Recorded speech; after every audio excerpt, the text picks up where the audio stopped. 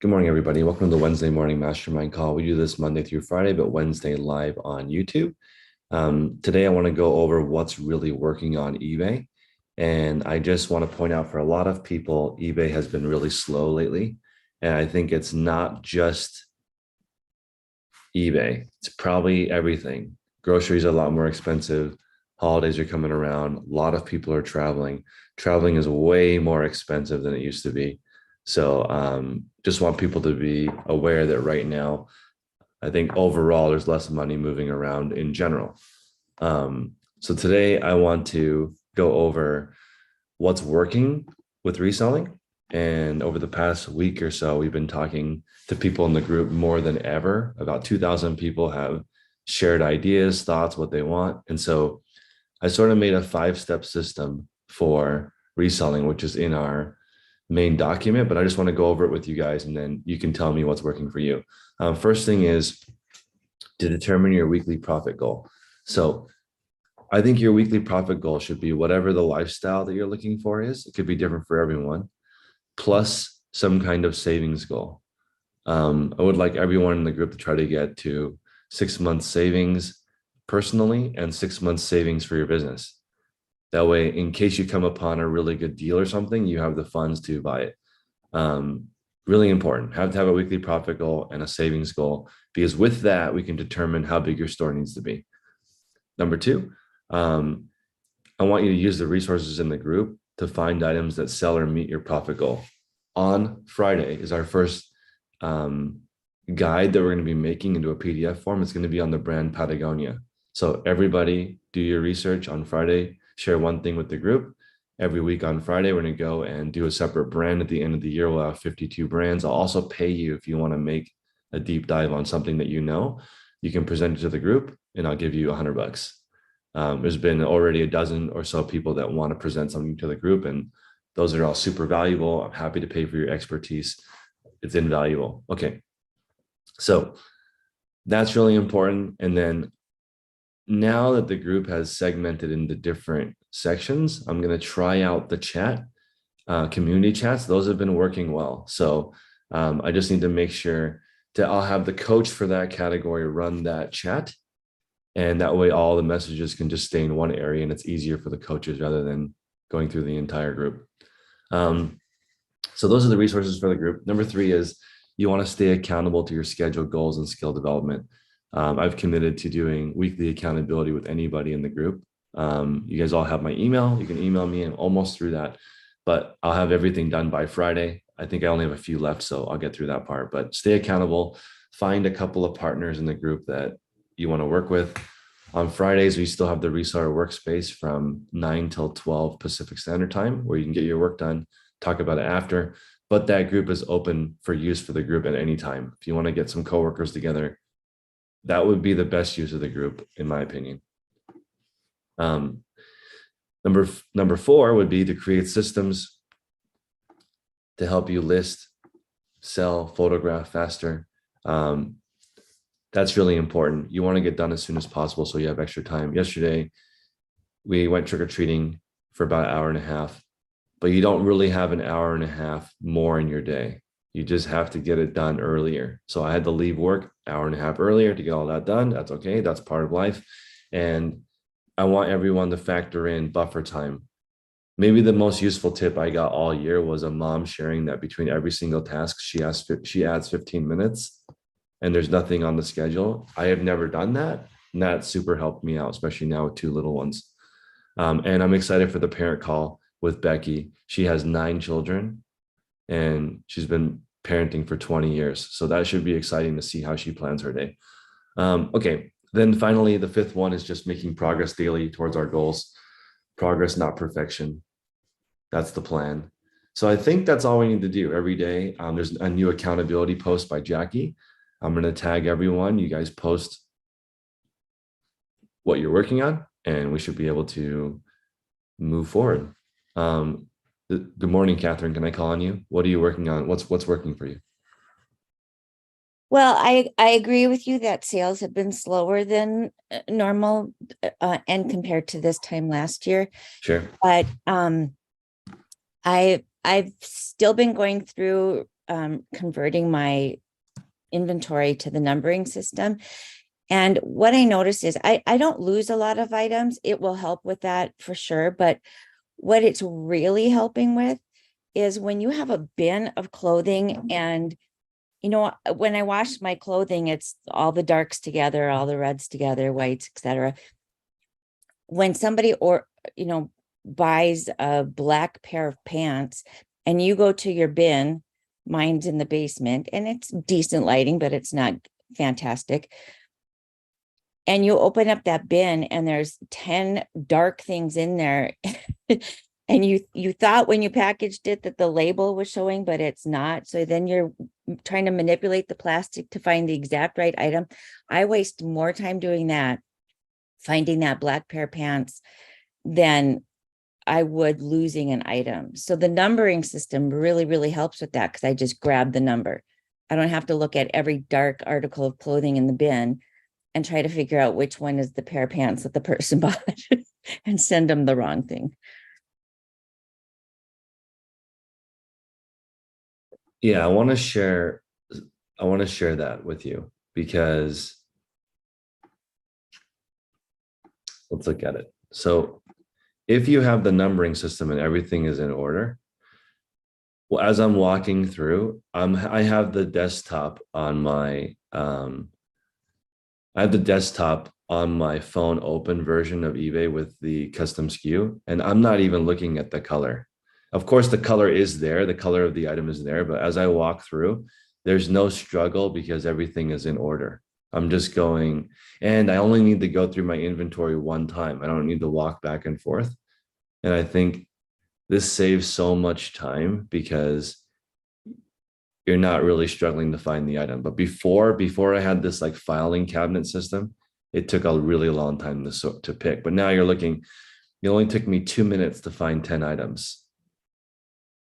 Yeah. Right. And it's just, it does go a lot faster. And I'm not using the cardboard boxes because, oh, sorry, you're muted. No, go ahead. I'm not using the cardboard boxes because my stuff is in the basement. We've had flooding down there, etc. Yep. But I can't fit quite as many in the bin with this system as I could when they're just piled on top of each other in the bin. Mm-hmm. But I still have room because I've also been getting rid of my junk and kind of making my store smaller so that I just have good items in the store. So I shouldn't have any problem with the space that I need for everything. Yeah, that's great. I think that so this is interesting. The more variety you have in a bin, the less full it can be, because you're going to have to like look through it to find the item. So if you have a system that's just A bin A, and you walk over there and there's 30 items in it, you have to look through all 30 items. I can assure you that is so expensive. Like 10 minutes a day extra is thousands and thousands and thousands of dollars.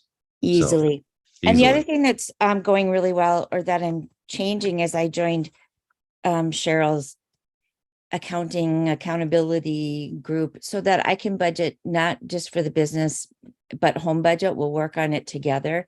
And I'm excited for that because I want that to be a little bit more coordinated. With your spouse? Well, with Cheryl first. Oh, with Cheryl first. And then yes, with my spouse. Okay.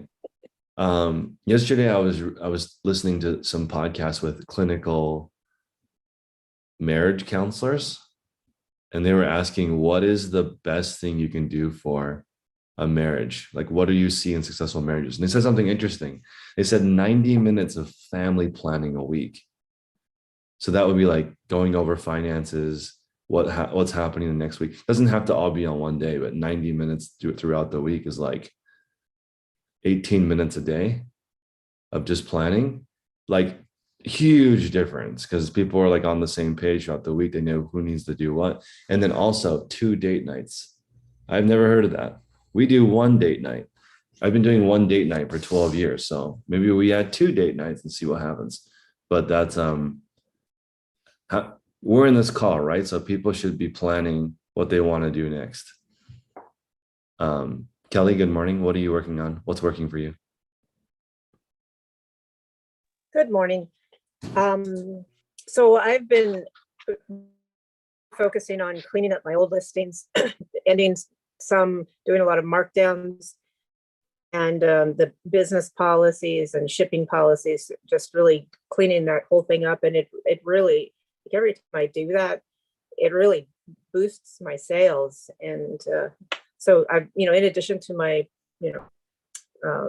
listings and drafts, that's been a big focus for me. I also switched to the box inventory, which is so much. I'm quarter way through doing that, but already it's a big improvement. That's awesome. Morning, Rebecca. What are you working on? Well, I still consider myself fairly new. I started actually a year ago, last October, on Poshmark. And it was earlier this year. I think it was around the end of February, beginning of March, that I decided to make the switch to eBay. I first was cross-listing, and that made me crazy. So I quickly, once I got everything cross-listed over to eBay, I took it all down off of Poshmark, and I'm full eBay now. I think that I've come a long way. I did the sold method, and it feels so good to have a smaller store. I have about 360 items right now. I sold about 160 on auction. Well, I put about 160 on auction. I ended up removing all of those items. I was able to sell about 60 of them to a small thrift store here in the area that that does buyouts. And so it just was really freeing. But right now, I think what's making the big difference is consistency. A few weeks ago, I feel like I was pretty consistent. I was on a roll, about 4 to 5 a day. And then I got COVID for a couple of weeks. So I did have a small draft bank, and I was able to list a few days, but it really hit me like it hit my store. My sales went down drastically. But I've been consistently listing 5 to 6 a day, and it's evident that makes a big difference. Love it. And is there anything making 5 to 6 a day difficult? Other than the fact that I'm super duper slow. I will say this, I totally bought into the flat lay method. I'm like, I'm going to do this. I bought all the things. I bought the gray rug thing. I bought the 2 lights. I bought a camera. And I really, really did not do well with it. I didn't. It hurt. It hurt. Let me also say that in July, I lost my full-time job. So I started doing this full-time. I guess it was somewhere like, I don't know, mid-July. And so I'm 52. Let me also say that I was in a sit down at a desk job for 29 years. And moving to being active every single day, the listing, the sourcing, oh my goodness, my feet hurt. I still need to find a really good pair of sourcing shoes. I haven't achieved that yet, but it really has been difficult to move as much as I've been moving, but I'm seeing progress with it. I have lost about, I'm gonna say 9 pounds. Simply Really? because I'm more active, and I commit every morning that, okay, I eat breakfast. I eat a small breakfast before I come up here, and I am not going downstairs to get any food until all my listings are done. I do about 8 a day so that I can list on the weekends. Well, so that I can launch on the weekends, and so that I can add 1 a day to my draft bank. It's a very slow growth, but I have about 20 in my draft bank right now. I'm very excited about that. I would like for that to be at least up to 35, ultimately 70. But Yep. yeah, so I kind of forget what your question was. Well, my question was what's working, but a lot of those things you described are helpful. Yes. So it's just really slow. I mean, when I was younger, and I know that I'm not like terribly old, I get that, but when I was younger, it was like I could have so much focus, I could have so much determination. It was like I had the eye of the tiger and nothing could stop me. I would white knuckle things and I was, I just was driven and determined. But a lot of things have happened in the last, I'm going to say 5 years, that have really kind of rocked my world. And I don't have that anymore. It discourages me, but I'm starting to learn that it's okay not to be that way. And it's okay to be, just to not have that anymore. And my life is different now. My husband he's been battling cancer for 10 years, and I just have had to reprioritize. And I know that my bandwidth and my capacity is not what it used to be, but I am super excited that I'm seeing progress with this reselling. It is very slow. I in the group before this group changed, I almost felt like I was defective because I couldn't get to that level that other people seemed to be at. But I don't feel that way now. Like as of this week, literally as of this week, since the group has changed, I don't feel that way anymore. And I'm super encouraged. I don't feel defective. I am in the groove that I am in. And it's okay that I don't believe that, I mean, I don't really have the desire to be $1 million seller or even, I mean, it may seem lame, but I don't even think it's necessary to be in the 100K call. I mean, it's okay. It's going to be okay if I'm not.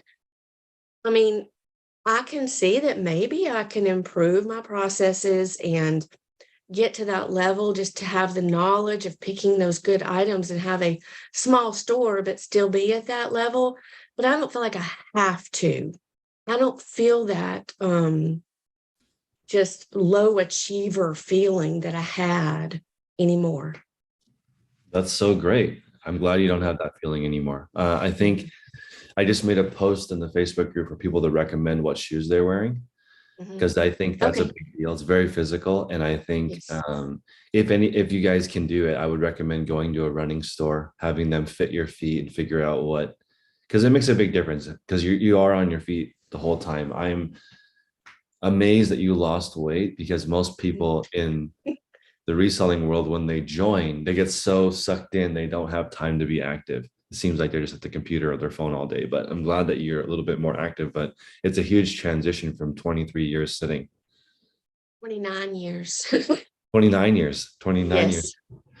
So that's a huge change. And then also all the family changes, Yes.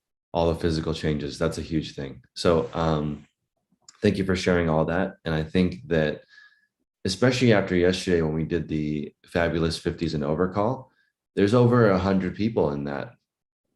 That's a lot. So I think there's definitely that demographic and there's different ideas to share. And I think we will do a few more photo sessions in the morning. Let's just do it on this call. We can go over that because I think that there's a lot of things that I know that prevent fatigue and make it smoother. And I think we just need a little bit of practice because when I had the local events and people came there, I would say half the people that came had back problems and they were still able to get the photos done because we try to minimize bending. But thank you for sharing that. It gives me some ideas on what other resources we need. Bob, good morning. Good morning. How are you? Can you hear me okay? Sound great? So a suggestion because Sound so when I was first doing flat lay and using my iPhone because of my shake, it was a mess. I was never happy with my photos. I did go to a digital camera. I constantly have to adjust the dial settings, but I got really good with it. I'm actually at a point where I'm happy about it. What I did do to help the back was we were going to sell a ping pong table that separates in half. And then I bought these, what you would call maybe desk risers or bed risers. And I tilt it up so it's now a little bit out of an angle. I'm not doing it on the floor, and I'm not leaning over as much. So my back issues has gone away. So, and if I have to go flat fully with it, I can. If I want to raise a little bit higher an angle, I can. So for me, that's worked out really, really well. My daily listings are okay. I'm overall happy with that. The thing that I would say that I need to work on is getting my area cleaned up, but that's something I'm doing. Life gets in the way with my kid and stuff.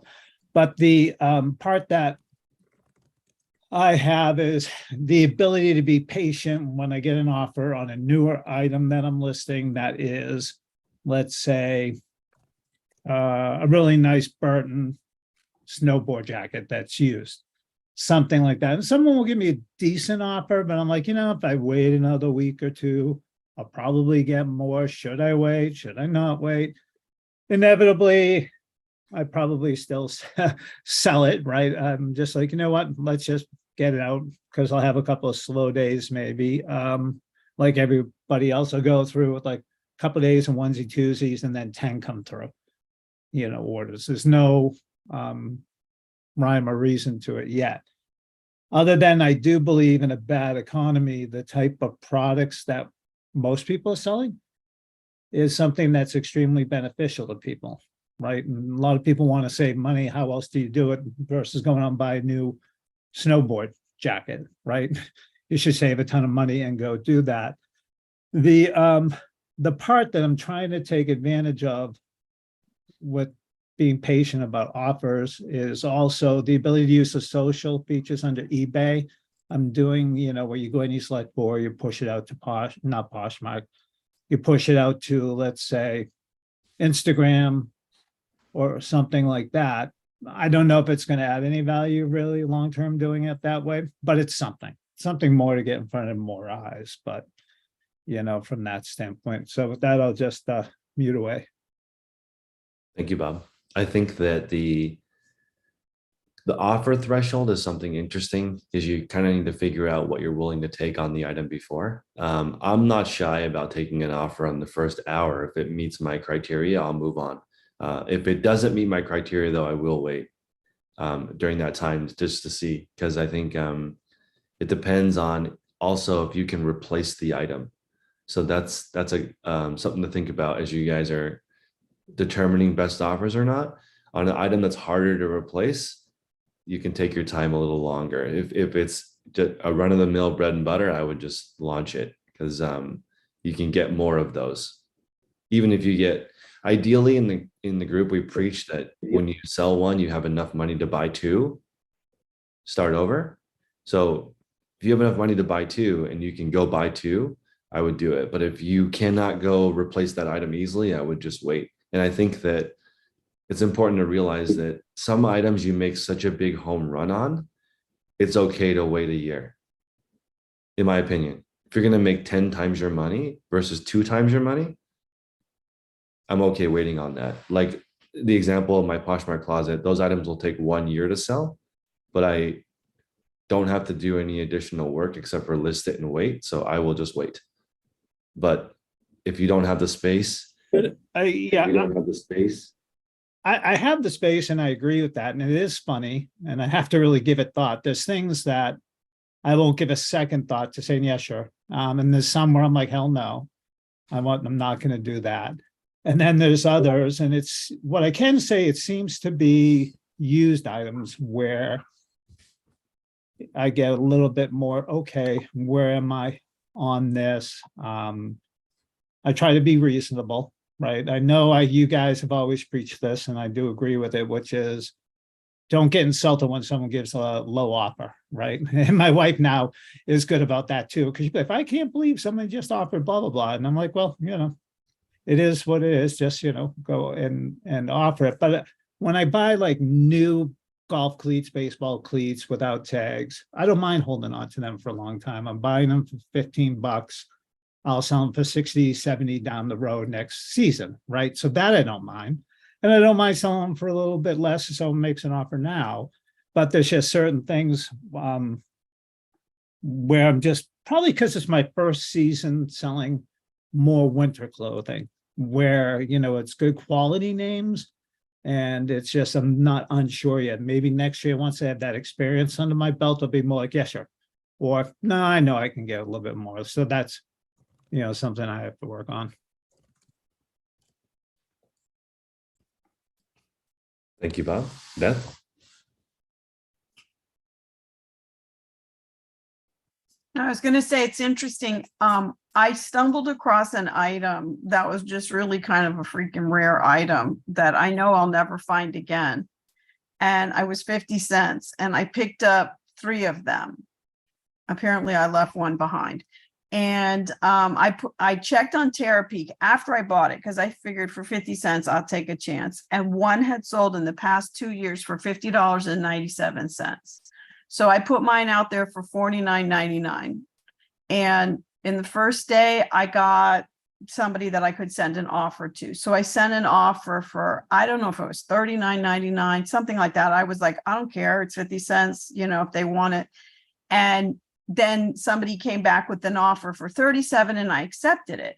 And then yesterday morning, I got a message from somebody said, hey, you sent me an offer yesterday. I thought I accepted it. And I said, oh, there was a lot of interest in that item. I do have another one. If you like, I will list it. And the person was like all over it. So the minute I listed it, they bought it, but I listed it without a best offer, whatever, no promoted listing. And so they bought it for $49.99. So I have one left. And so I think I'm going to wait like a week or two and put it for an auction and see what happens. But it was just interesting because it was like the difference to me between 37 and 49. I was like, you know, I paid 50 cents, I'll take it. And that was the point on the offer. You know what I'm saying? I'm never going to find it again. But now that I recognize that A, there's a demand, and B, I'll never get it again, I'm going to wait. You know what I'm saying? I'm going to wait for the better amount. But it was just how do I put it? A lesson in marketing, I don't know, a lesson in demand, you know what I'm saying? Definitely. So, you know, I just like to observe human behavior. I'm very fascinated with it. Yeah. So. And I think that all those little tricks and thoughts and like maybe counter offering with a message, all things, or like having a set amount that you're looking for. You can even tell people, hey, the best I can do is 28. Appreciate your time. All of these things are just things in your toolkit that can help you get what you want out of the item. Ultimately, you get to decide if you want to sell it or not. But that's interesting because it dovetails into what the last gentleman said. And that was that, like, for instance, this is an item that nobody needs. It was similar to this. It was a patch. And, but when it's clothing, it seems to me that it's different, that people have a threshold. Like if I'm selling kids clothing, that it's almost like parents are like, I can't pay over, I don't know, X amount of dollars for an item because I have a budget. But on other things that are these weird things, these are collectors that are wanting them. And so they apparently have a lot more disposable income. And when I think of the consumer behavior, don't laugh, but when my kids were little, I had a rule that a shirt couldn't cost more than $5. A shorts couldn't cost more than $5. An outfit to wear to church couldn't cost more than $15. And if it was a special occasion, $25. And that was my rule because I had no money. And my kids actually still know that and talk about it. And yes, that's pretty cheap for clothes, but you know, I didn't have any money. So I think of that when people make me offers on something. I'm thinking, is that person like trying to dress their kid cute and has the same rules that I had or some similar rules? And like I said, it's the whole consumer behavior thing. But what I learned with the patch versus the clothes is the concept of disposable income versus I'm living on a budget and I need a bargain to get by. So. Yeah, I think selling things that people need, want, use, wear out is definitely safer in a time like this than disposable income since people have less of it. So basics and necessities definitely are easier to sell because people have to buy those. Matt? Yeah, I think that's a great point that you just made, Beth, about necessity versus collectors. I do think that even in times where like inflation's high and things like that, there are always people that have extra money somewhere out there who are still collecting. And actually, like, if you have that, it's one of those like, the winners continue to win in the face of everything else. If you're a collector and you have a bunch of disposable income, when the economy is bad, that's actually the best time to pick up the stuff that you want cheaper. Especially because some other people who like can't buy groceries are selling their stuff off to make extra money or do things like that. So it's sort of like a self-fulfilling prophecy in a way, that like the people who have the disposable income a lot of times just continue to have disposable income at a high level. But with offers, I think someone said it earlier, but the most powerful thing you can do is just train yourself to not get offended at the offers. Just take it for what it's worth. I also try and put myself in the position of like, what if this is actually all this person can afford? We were going back and forth on an item. It was one of my clear out items. So I was really just happy to get rid of it. But I was like, they're like, will you do this for 8? I was like, I'll do it for 10. They didn't send an offer. This was like via message. Otherwise, I probably would have just accepted it if they sent me the offer. They're like, okay, I'll do it for 10. Then they went to buy it and they're like, I can't do it with the shipping. And I'm like, they really they can't afford to do it with the shipping. I was like, I need to get rid of this. If it helps with the shipping, I'll do it for 8 because I need it out of here. I probably paid 4 for it. That's totally fine. Right. I know not everybody's in that situation, but that's just the mental space I try and operate from. Because if you can get to a place where you're just like, oh, an offer is just an offer, it's just like an opening salvo. Like if they're offering me 50% of what I have listed, I'm just going back to my normal offer and I'm never thinking about it again. I don't want to spend the like 5 minutes of like, why do these people think this is a good idea? This is half of what I don't want to spend that mental energy on it. I just want to like keep sorry, keep it moving on to the next part of my day. Isn't it funny? Because how much are you wasting? You're thinking about $1 or $2. And when I'm doing that, I'm like, forget it. I'm taking the offer because I'm wasting that time thinking about $1. It's not worth it. Yeah. And what's also been happening to me lately, and this goes into what's working for me, Chris, is as I've been fixing a lot of my old listings through the sold method, my eBay actually came back to life this week, like in a way that it hasn't been in a week or two, just because I'm adding more pictures. I'm adding all kinds of things that I didn't have. I'm deleting old listings that are stale. So my store really came back to life the last couple of days in a way that it didn't. But when I get these offers, sometimes they're like more than 20% of what I offered. But I think about like, when did I list this?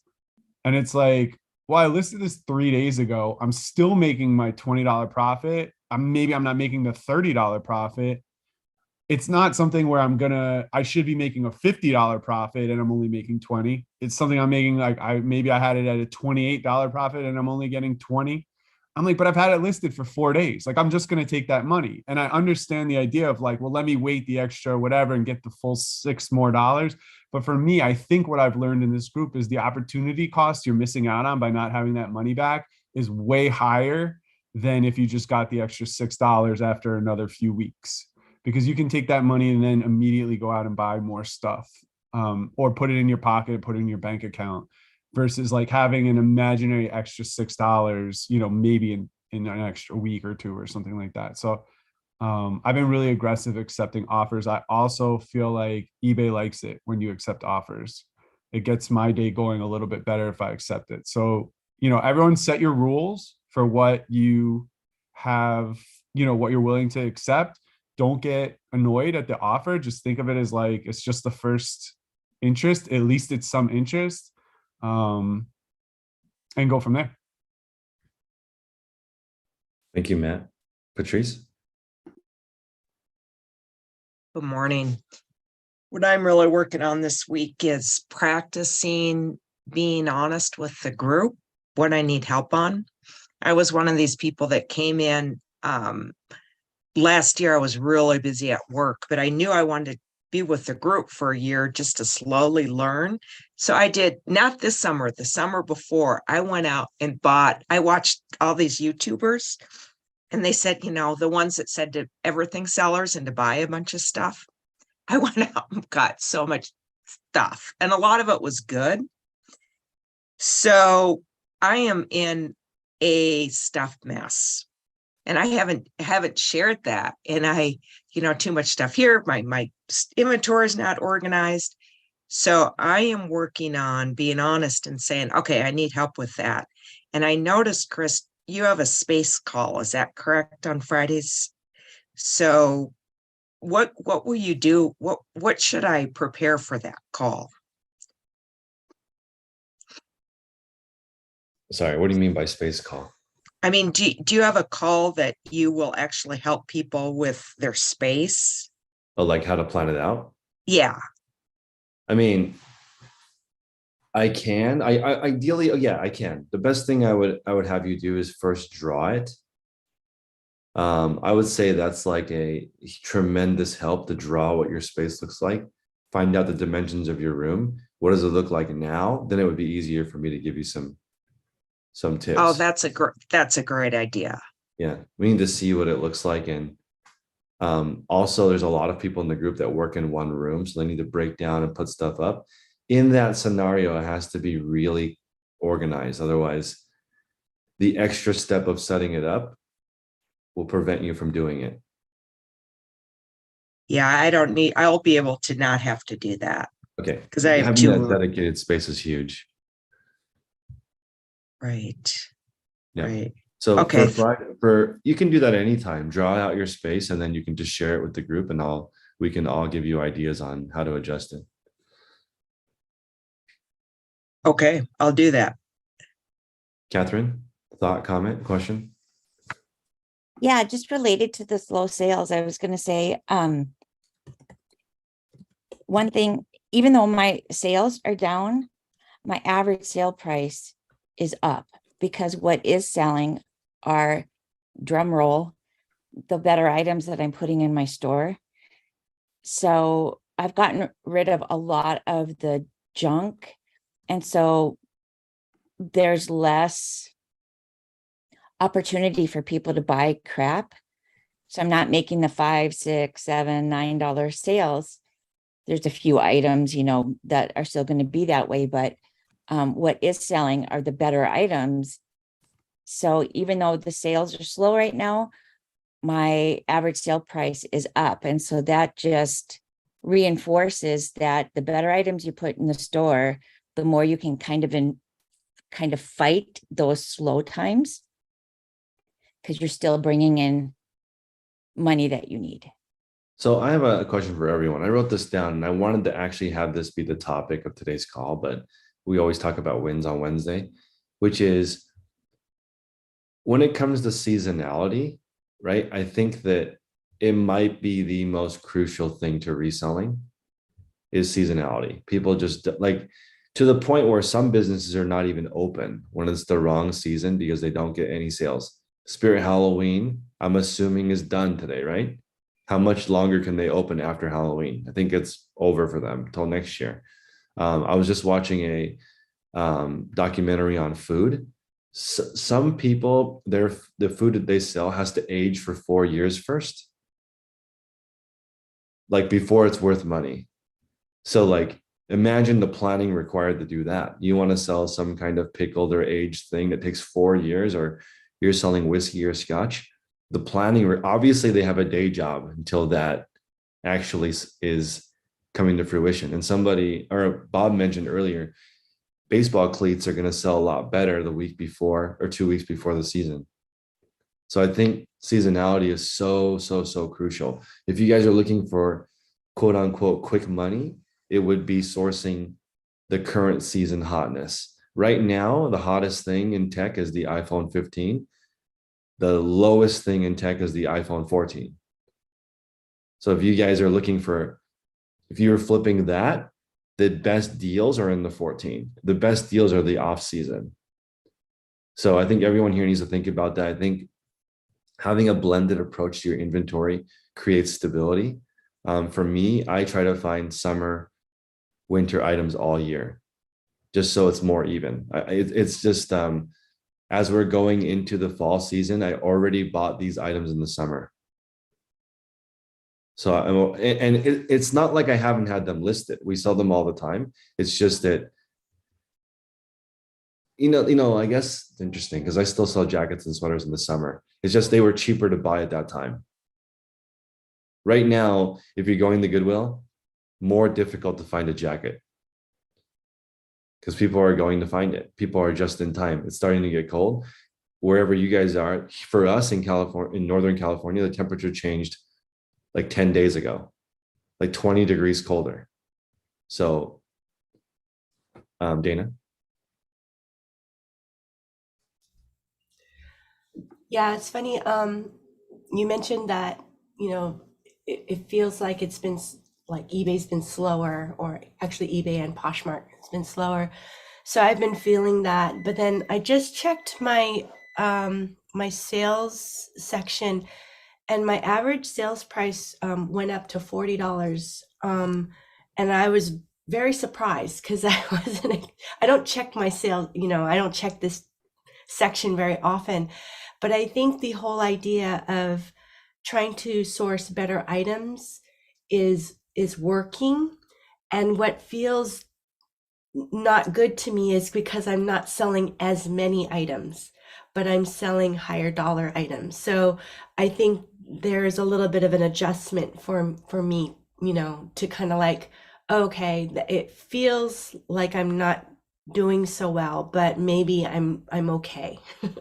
So Yeah, and I think that if you want to have the higher dollar amount, 40, 50, $60 ASP, you do need a slightly larger store. I think right at 1,000 items, I feel more safe yeah. because you need a wider net. If you're catching a bigger fish, you kind of need a bigger pond because Yeah, it's harder. because Yeah. I feel like the higher dollar items, it might be a smaller audience, Much smaller. who can who look for those kinds of things. So that's true. So Yeah. and then I got to the point where it's like, oh well, gosh, should I start looking for like lower profit margin items? But I Yep. said, no, just stick to what you're doing, Dana, and just keep doing it and see what happens. So I've been trying to do that. But I do, part of my business model is I will pick up bras and neckties, which are not really meeting my $20 profit. But what happens is I just kind of decided to do that because it can have a pretty good sell-through rate sometimes, and it's really easy to store. So because of that, I kind of I break my model a little bit. That's Also, great. it's very cheap to the cost of goods is like nothing. So It's really cheap on bras yeah, if you're yeah, paying by the pound. exactly. I want to let you guys know I do look at reselling like fishing. So I went fishing, and to catch a rock cod, or I'm sorry, a rockfish, you really any kind of bait, and a rockfish will eat it and you can catch it.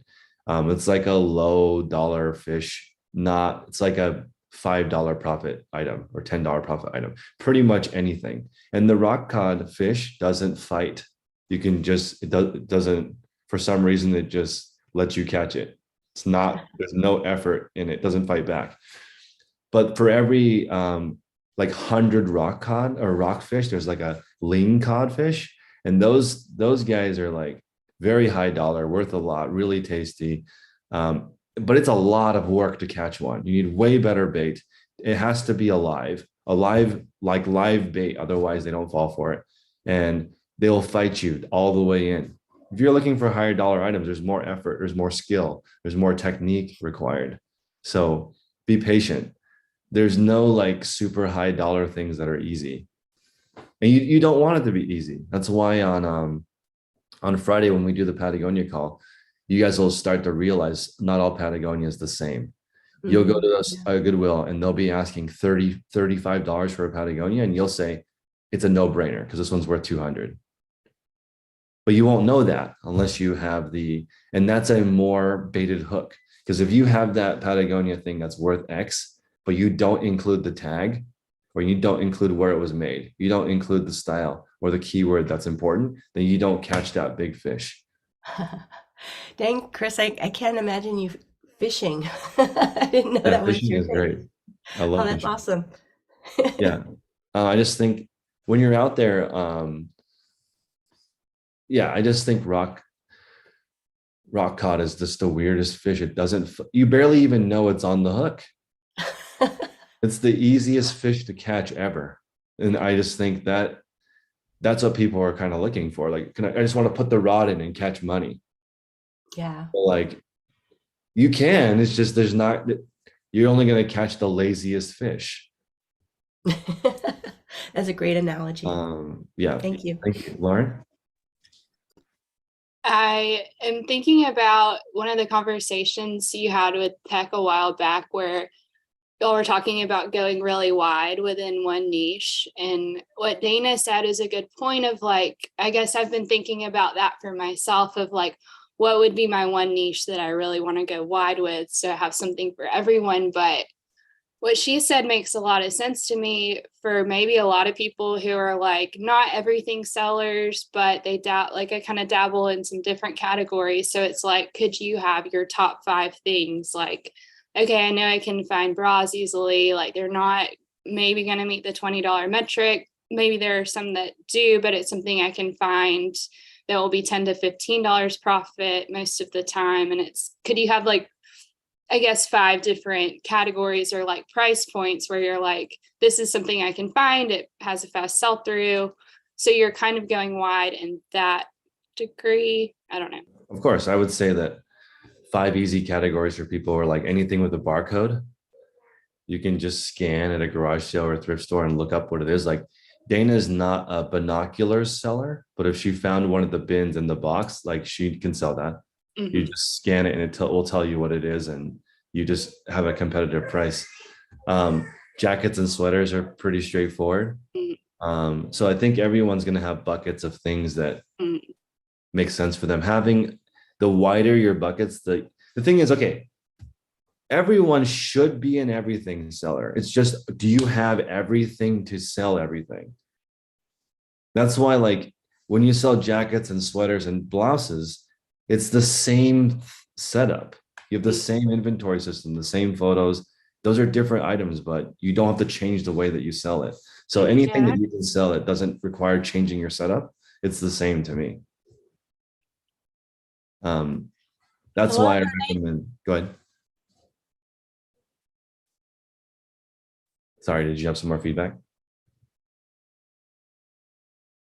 I wasn't speaking. I think it might have been somebody else. I'm sorry. I like what you're saying. Yeah, I would just say having a few different categories is great. You just don't want to change your setup and change your inventory system. And then it's like with the listing too, if you're selling similar, repeating an item, it's like hard. That's what I'm finding with like listing. I take longer if I'm like men's sweater to women's dress to this to that. And I'm like jumping around a lot, and it's a lot faster if you're just like, rinse repeating those 5 things. And one more thing that I think is something that's easy is, like, for example, if you go to Costco, and anything at Costco, they sell millions of. So you can find it. So as an example, like the Pendleton blankets that are at Costco every year, for like the first week, they sell for triple what they cost. And then everybody realizes they're at every Costco. But like, those are the things I think that the knowledge that does transfer. If you're like Harry is saying, knowledge doesn't transfer between categories. Sometimes it does. Like if you learn made in Germany, made in Canada, made in Japan, made in Taiwan, those are maybe worth more. You learn materials. And then over time, you could recognize items that are worth a lot, but also skipped over because they don't look high quality. And other items that look high quality, and they're not worth anything. So it just takes time to do that. But I think having the different categories is a good safety net for when you're shopping. Beth?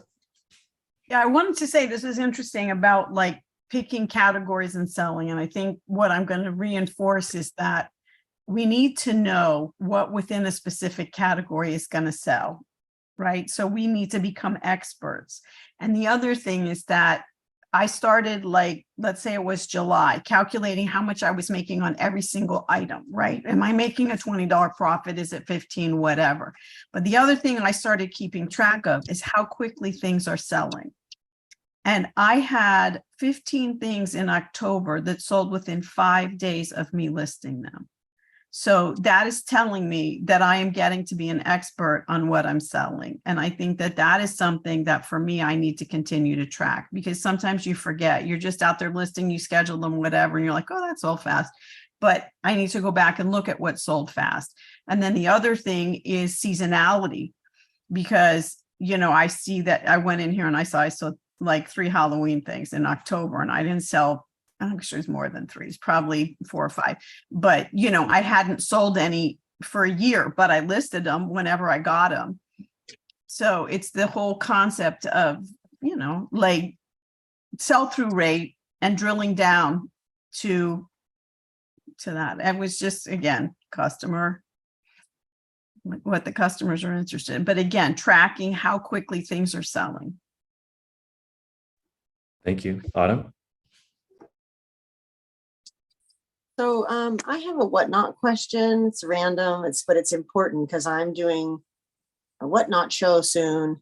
And I know this is kind of out of context for today, but the question I have is, do you have to list the items, Chris, before you go live with them? No, How do they know what items you're going to have? they don't. It's a surprise.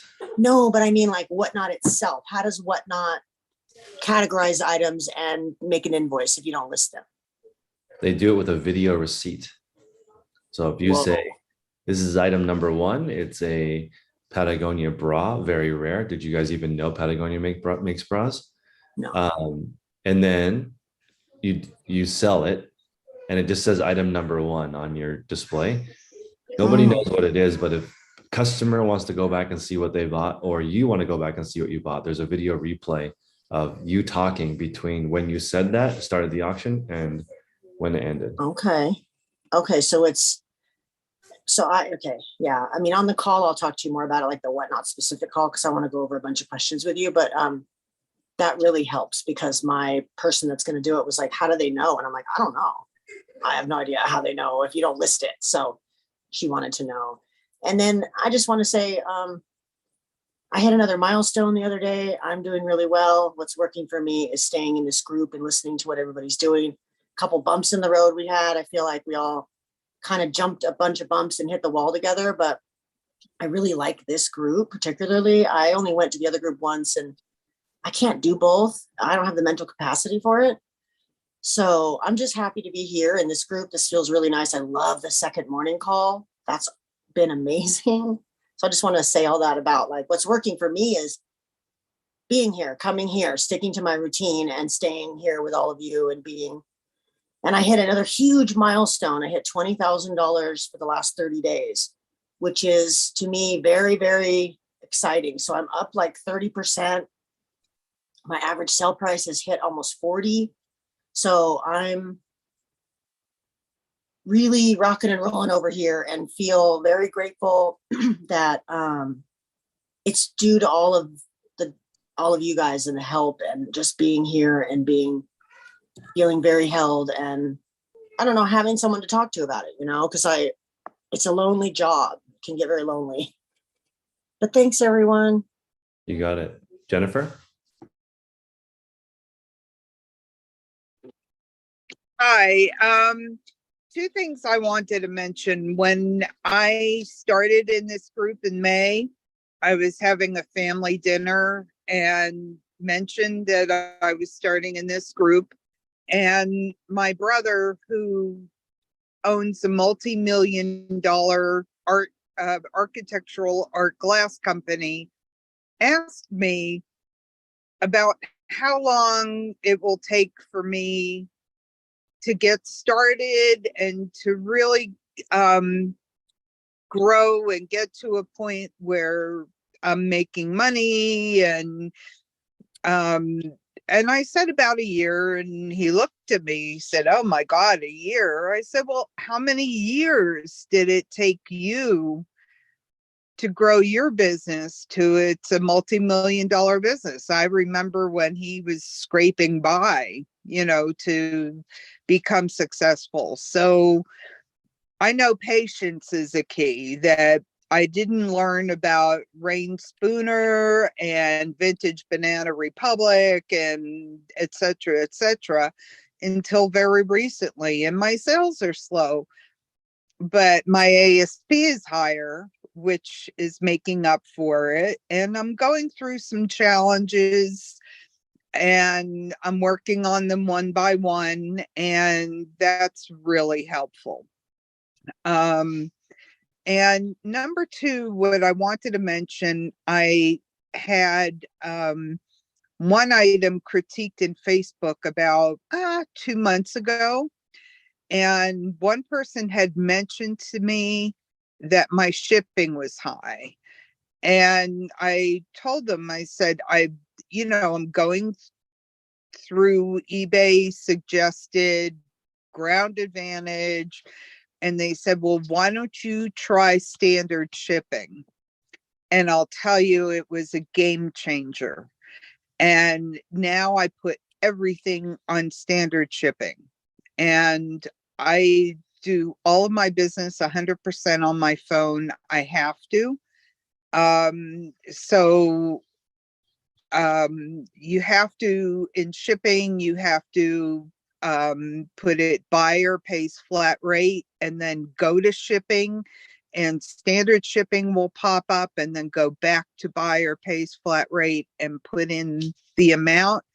But being able to charge like $5.99 for a menswear shirt, or $9.70 for a jacket, or $9.70 for a pair of jeans, as opposed to like $12 to $20, what eBay was suggesting, has really bumped up my sales. So I just wanted to share that with everyone. Thank you. Thank you. Want to remind everybody on YouTube that we now have a 2-hour fundamentals and basics call. It starts right now. You can ask any beginner questions, but you can ask any question and we'll cover it with Carrie. And also today on the jewelry call, I'll be interviewing Carrie and see what her goals are like. And I think it's been great this week interviewing all the coaches and seeing what they're up to, and hopefully we can help them reach their goals, and you can help all the leaders reach all of their goals and everybody else. And that way you guys can follow along their journey as well. Okay. Thank you everybody on YouTube. We're going to switch the call.